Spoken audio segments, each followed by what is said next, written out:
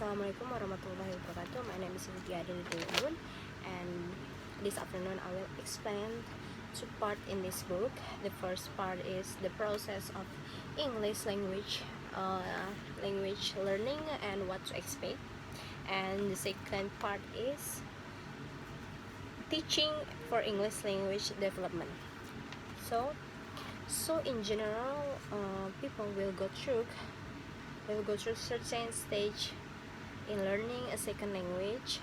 According to some theories of second language acquisition, Mr. Payman, language are produced regular and systematic time limits. Researchers such as Mr. Payman and Krashan state there are a sequence of language acquisition apart from what the teacher teach English language skills. Student will acquire a new language language structure if they are prepared cognitively and physiologically. So the way the teacher can stimulate the ELLS is by providing a classroom that are rich in acquisition. And in the process of language learning and what aspects, there are 5 principles. First principle is give ELL as many opportunities to read, to write, to listen, and to discuss oral.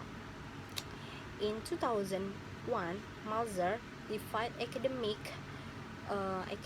as a person's ability to use, read, write, speak, and listen, and think to learn what they want and need to learn to communicate. And second principle is the attention to pattern. Draw attention to patterns and patterns of English language structure. And third principle is the principle of time use English productively. In this principle, their conversation made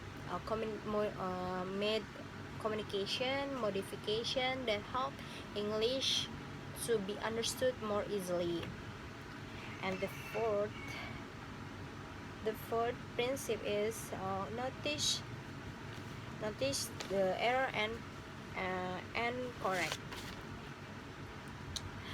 In this principle, the teacher encouraged to pay attention to their mistake and reflect on how they use English. And the last principle is interact with other.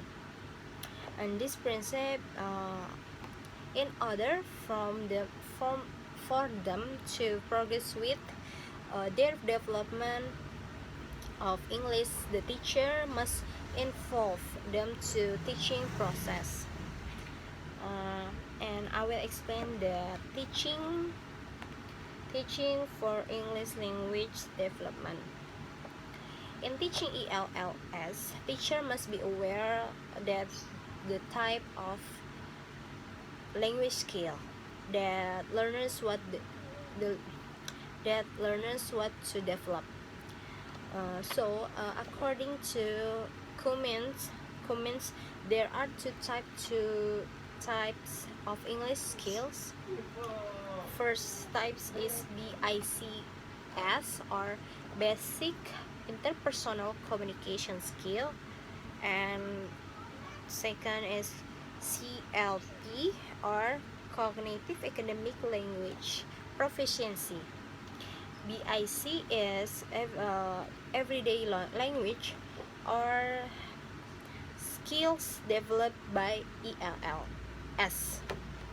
And CLP is abstract, conceptual, and scientific.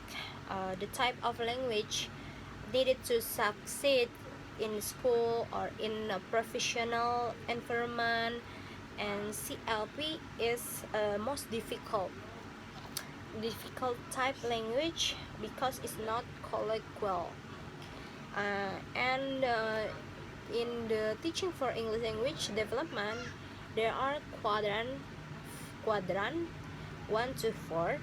First quadrant is pedagogic activities that use easy language, and second quadrant is low context and high cognitive, and third quadrant is high context and high cognitive, and the last quadrant is low context and high cognitive, most difficult.